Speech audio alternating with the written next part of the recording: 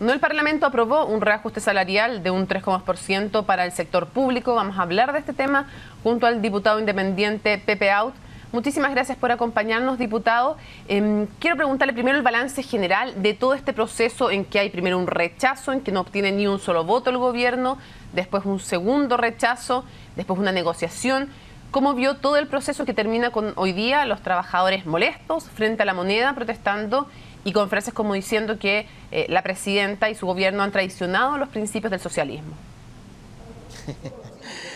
Bueno, yo no creo que los principios del socialismo estén entre 3,2 y 3,8 y 4% de un reajuste. Me parece completamente ridículo eso. Pero lo vi con mucha desazón y también con mucho enojo, porque en verdad la conducción política del gobierno ha sido catastrófica.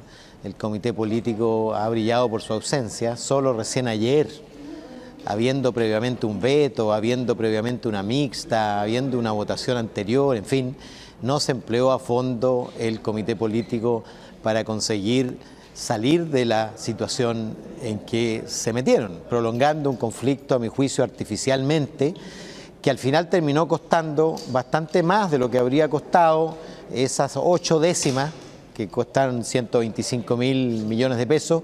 Seguro lo que se perdió en estos días y semanas de paralización es mucho mayor que eso. Ahora, lo que se pierde en un paro, digamos, si hablamos solo en términos económicos, lo que se pierde en un paro se pierde por un periodo, pero lo que se da de reajuste más se da de manera permanente. ¿Usted cree que el gobierno pudo hacer un esfuerzo mayor, las finanzas? Porque desde Hacienda se dice, no hay más dinero, está una situación complicada, se hubieran afectado otros intereses de los chilenos. ¿Usted cree que, primero, cree que el gobierno fue inflexible? Y lo segundo, si cree que se pudo hacer un esfuerzo mayor, aún en medio de esta situación. Bueno, desde afuera siempre es fácil decir. Cuando uno está sentado en el Parlamento, uno quisiera que los reajustes llegaran concordados entre el gobierno y los trabajadores. Pero también hay que ponerse en el lugar de quien conduce la economía. Yo soy miembro de la Comisión de Hacienda, sé las restricciones que existen y sobre todo sé el nivel límite que está llegando el déficit que tienen los ingresos fiscales en relación a los gastos. Es decir, nosotros estamos gastando más de 3% más de lo que estamos ingresando. Es decir, está proyectado un déficit para el próximo año y también para el siguiente, producto de la desaceleración económica y de la pérdida de crecimiento.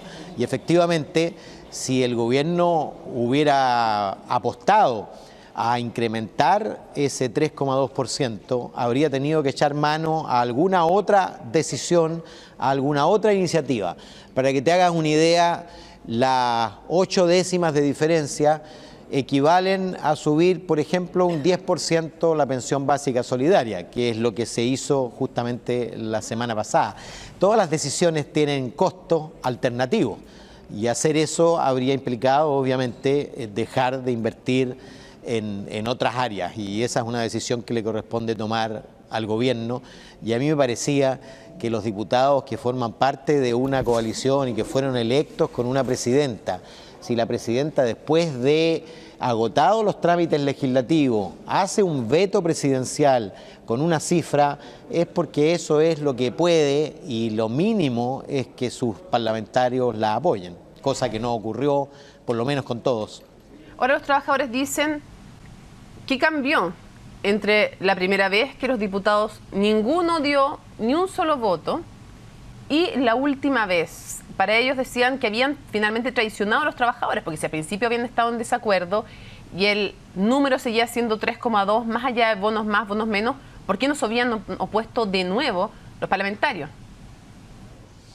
Bueno, habría que preguntarle a aquellos que se opusieron, que primero votaron a favor y después votaron en contra, o al revés. Yo voté en contra, o sea, voté a favor del proyecto del gobierno en la Comisión de Hacienda la primera vez que se presentó, y mal podía votar en contra después si el proyecto había sido mejorado levemente, pero mejorado. Ahora, lo que yo creo sí cambió es la prolongación hasta el límite, después de varias semanas de paralización, de daño a la economía del país, de daño a la convivencia, de daño a las listas de espera, en fin, de daño a la atención de la basura, de daño a quienes están haciendo trámites del más diverso tipo, etcétera. Y era obvio que el gobierno no podía continuar con la paralización, el desorden, porque se pone en cuestión algo demasiado básico, que es la capacidad de gobernar, y yo creo que eso llegó a ser puesto en cuestión en estas semanas, producto del descompromiso y la ausencia del comité político en su compromiso para resolver esta cuestión. Usted dice algo bien grave, que llegó a ponerse en duda la capacidad de gobernar. Antes de profundizar en eso, quiero preguntarle algo previo. Usted me dice, yo voté a favor en la Comisión de Hacienda, pero en la sala, cuando se votó, no estuvo su voto porque no hubo ningún voto a favor. ¿Por qué en esa instancia no votó a favor? Porque hubo acuerdo de todas las bancadas, y yo participo de la bancada PPD e Independiente, y estando en la mixta, cuando llegué a votar, me dijeron que había un acuerdo y yo decidí plegarme a dicho acuerdo. Y rechazar. Exacto. Aunque estaba a favor. Bueno, lo había expresado y había votado en la Comisión de Hacienda, pero tampoco quise votar distinto de toda mi bancada, que había llegado a un acuerdo, a pesar de que había gente que quería votar a favor y en contra. Preferimos votar de una sola manera, ¿ah? Pero en la segunda vuelta, cuando viene desde el Senado, obviamente votamos a favor, y luego no pudimos votar el informe de la mixta porque en la mixta se votó en contra, es decir, no hubo acuerdo. Usted acaba de decir, como yo le mencionaba, usted acaba de decir una frase bien grave, dijo, se llegó a poner en duda la capacidad de gobernar. ¿Cómo se pudo hacer mejor la salida, si es que usted coincide en que no había más dinero y que no se podía ofrecer más? ¿Qué se pudo hacer distinto para no llegar a algo tan grave como lo que usted menciona, que es poner en duda la capacidad de gobernar? Si esa era la convicción del gobierno, y hay que estar allí para saberlo, naturalmente el gobierno se debió haber empleado a fondo, y no el ministro de Hacienda en completa soledad, sino acompañado del conjunto del equipo político haciendo la gestión política que corresponde. Francamente, cuando uno observa si hubo o no hubo conversaciones con las bancadas, con los distintos diputados, si se hicieron las discusiones relevantes. Mira, yo no llevo mucho tiempo, pero este es mi segundo periodo y he podido ver dos gobiernos y varios ministros de secretario general de la Presidencia y ministros del Interior, y obviamente ninguno permanecía indiferente en situaciones tan graves como esta. Mira, un veto presidencial debe ser defendido por el conjunto del gabinete y hecho, pero todos los esfuerzos, no puede faltar ninguno para evitar el bochorno de que el veto presidencial sea rechazado con un tercio o prácticamente la mitad de los votos de la coalición que sustenta a la presidenta de la República. Y yo lo digo como independiente de partido, pero militante de la nueva mayoría. Veo que después de un acuerdo de todos los partidos, resulta que la votación es completamente dividida en la Cámara de Diputados.